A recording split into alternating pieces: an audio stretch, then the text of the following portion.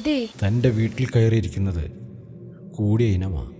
ദൈവത്തോട് പോലും സഹായം ചോദിക്കാൻ പറ്റാത്ത ഇനം.